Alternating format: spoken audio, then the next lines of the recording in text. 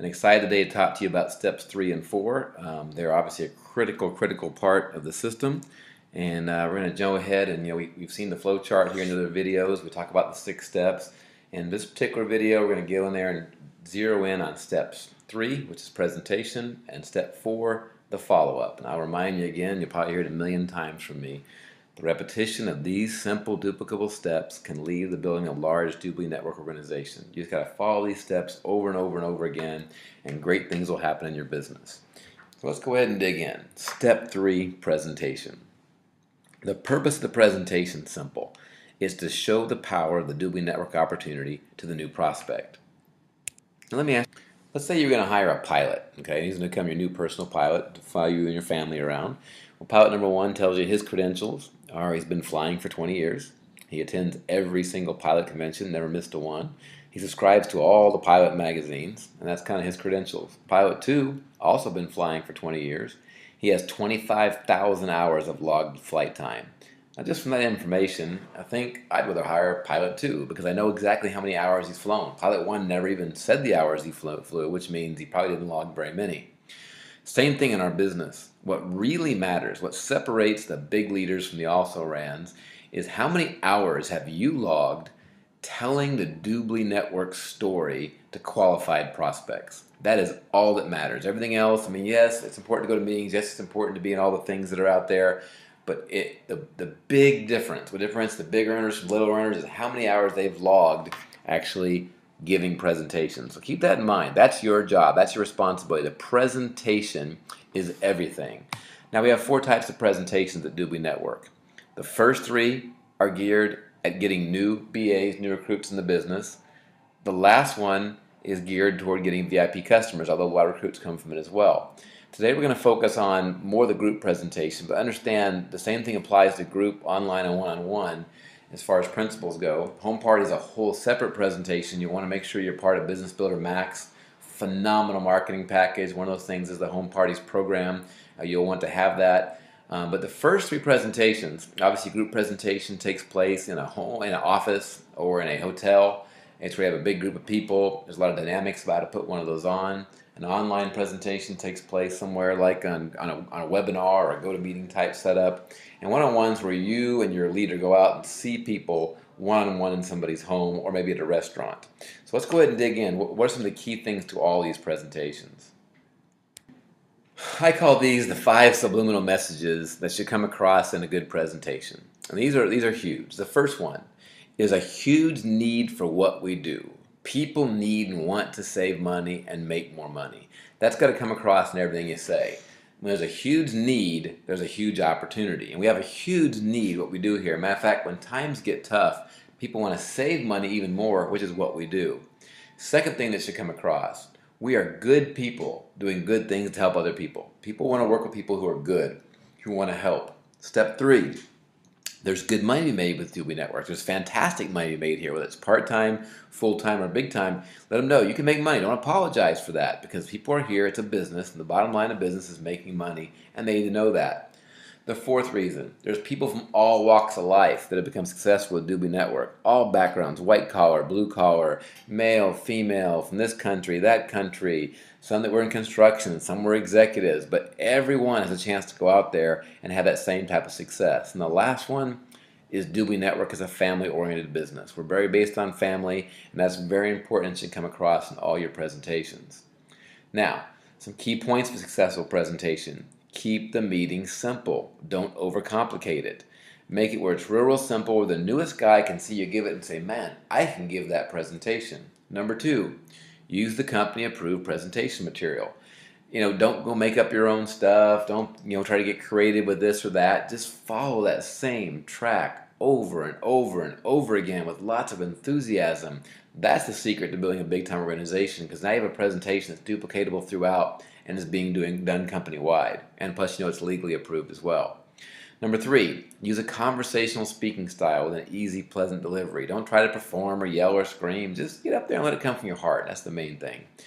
Market the potential of the business opportunity, but don't overhype it. Our business is too good to hype. It doesn't need hype. But just obviously show them the potential, sell the dream, but don't get crazy.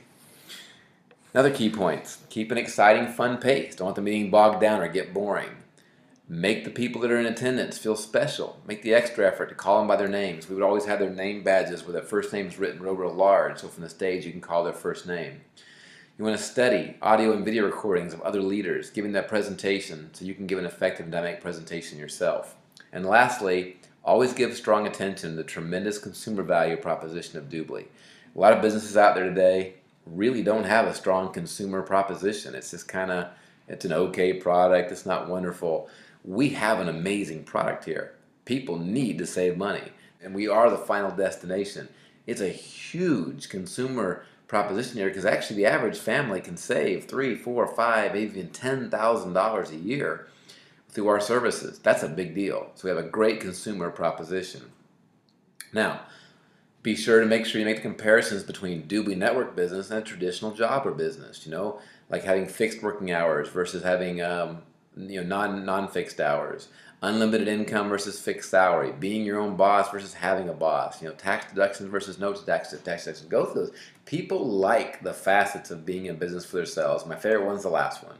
Control your life versus have your life controlled by someone else. And that's huge. That's what everybody out there wants. Now, when presenting, be sure they feel your conviction and your enthusiasm for DubLi Network and our opportunity. And I would really just look at, as you're looking across from them, and imagine each prospect you're speaking to as if they were a future DubLi Network SVP, and how it can change their lives. And picture them, making their dreams come true, and getting out of debt, and saving lots of money, and taking wonderful vacations, and taking care of their family. Visualize that, and don't just look at them as someone you might make an override off of. Truly look at them as what this business is about, and that's helping them change their lives forever.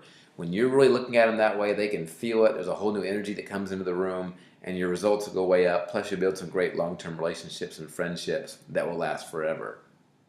Now, the meeting close. When the meeting concludes, and by the way, there's a lot more detail you'll see in the actual DubLi business system, how to give presentations, the setup, how to do chairs, name badges, all that. We're just trying to go through the overview here in this presentation to give you a feel for what the system's all about. When the meeting concludes, the presenter is going to close the meeting and issue a challenge to the new guest. And this challenge is what begins the follow-up process. The presenter will say something like this, and hopefully exactly like this. Thank you for coming out tonight. If you're excited about exploring the DubLi network opportunity further, or worst case, just going to become a customer of DubLi to save your family money, we ask you to please get with the person who invited you here and set an appointment with their leader to get back together the next 24 to 48 hours. Why in the next 24 to 48 hours? Well, we found it's always better when your thoughts and impressions of what you saw today are still fresh in your mind. Plus, our most successful leaders are usually the ones that get off to a fast start. So please be sure and set an appointment before you leave so we can get you started on the right track. Thanks for coming out tonight. We'll be around for a little while. If you have any questions we get answered, thanks again for coming out. And you close the meeting. Now, I'll get into more of what happens after that, but that's the end of the presentation. We'll get into follow-up here in just a second. But the leaders who have the most people, who hear the DubLi Network story in a straightforward, passionate manner, will recruit the most people. Log hours giving good quality presentations, setting up that follow-up at the end, and great things will happen in your business. Now, that leads us to step 4, the follow-up. And again, follow-up begins right as soon as that close is issued by the presenter. The purpose of follow-up is to give each presentation attendee the best chance to get signed up with DubLi Network or become a VIP customer with DubLi. Now, if you don't have a system in place when your meeting ends, it could look something like this. A bunch of people, oh, there go the birds, they're all flying away, and there go your prospects, people are trying to grab them, they can't get them, everyone's gone. You don't want that to happen. You want to make sure all that work goes into creating a prospect list, inviting them to a meeting, giving them a good presentation. You want to make sure when that meeting breaks that everyone's not just flying off like a bunch of birds, that you have a systematic way to follow up. When the follow-up is properly executed, you will help save people from themselves. What does that mean? See, a lot of times we have these human nature tendencies to procrastinate or put things off, and people very well intentioned love the DubLi story and may want to join, but they want to go home and sleep on it. And then, of course, next week becomes next month, and next month becomes next year, and they miss the entire opportunity. So we want to make sure we have steps to prevent them from, basically hurting themselves, not getting in the business. And 2, you want to make sure you're recruiting a higher number of people. And 3, you want to make sure you're getting a high number of VIP customers, which is a byproduct of running our system. All 3 of these things can occur when a proper follow-up is done. Now each meeting has a little different follow-up, but they all lead to step 5, the fast start, where we get them started with the getting started interview. So our purpose of follow-up is to lead them from the meeting to the getting started interview. Pretty simple. Now, as soon as the presentation ends, the follow-up begins. You heard earlier in step 3, the presenter issued a challenge to the new guest to get with the person who invited them to the meeting and set an appointment for the next 24 to 48 hours with the leader. Now, there's a little different follow-up, obviously, for the online meetings and the one-on-one, but that'll all be in the manual laid out. We're just kind of showing the group flow. They're all real similar, but they're just a little bit of tweaks to make them different because they are different types of meetings. But here's the problem. As soon as that meeting ends, most people say the wrong thing, and that can dramatically affect the results you get from each meeting. The tendency for a new person is to look at their guest when that meeting ends and say, "So, what did you think?" I've heard it thousands of times. The problem with that question is it puts the new guest in the power position, and the BA's lost control of the follow-up. And it opens the door for them to revert back to those human nature tendencies I talked about of procrastinating, excuse-making. They'll say, "Well, it was okay, I'll get back with you." You put them in the power position. We don't want to do that. We want to maintain control of the follow-up. So to make sure we do keep control of the follow-up, just like in the approach, you got to do drill for skill sessions with all of your leaders and create that simulator training to make sure all of your leaders know exactly what they're supposed to say and have the confidence to say it every single time the meeting ends. Now, here's how it should go. Meeting ends, the new BA should go to their new guest and say, "Wasn't that great? Let's get with John to set their appointment," whoever your leader is. Now, if they say, "Okay, oh yes, that's great," take them to your leader and say, "Hey, John, this is Bob. I wanted you two to meet before we left so we can set a time for your return appointment." At that point, the leader just takes over and sets the appointment. Now, if the new person says, "Well, no, I'm not really interested," or whatever the excuse might be, when you ask them to go over and set the appointment, say, "No problem, but I promised John we'd say goodbye before we left." Pretty simple. Okay, take them over to the leader and you say, "John, this is Bob. We just want to say goodbye before we left." Very simple script, but again, you want to teach it, make sure people understand, have the confidence of why they got to follow this script. This is the sign to the leader that the inviter needs help and the prospect didn't want to set an appointment and doesn't seem interested. So the leader now can take over. They shake their hand and they say very assumptively, "Hey Bob, it was great having you out tonight. Is tomorrow or the following day better for us to get together so we can take the next step?" Now a lot of times just hearing from somebody else, say, "Well, yeah, I'll go ahead and do that. I'll set the appointment," and let them set the appointment. If they do get the time, it's great. If they don't, though, or they hesitate or make an excuse and say, "Well, am I interested? This isn't for me," the leader just politely says, "Well, why not?" The question there is so the leader can find an idea of what the concern might be. It might be very, very small. They might think, "Oh, well, I don't believe in this." Oh, well, that's not what it is. It gives a chance to overcome the objection and still salvage the new guest to come on board. But it allows the leader, the experienced leader, to do this, so it's out of the BA's hands. He's putting his leader to work for him, which helps in a myriad of ways. Now, as we finish follow-up here real quick, I just challenge you to train the follow-up to maximize your results and efforts, to save people from themselves.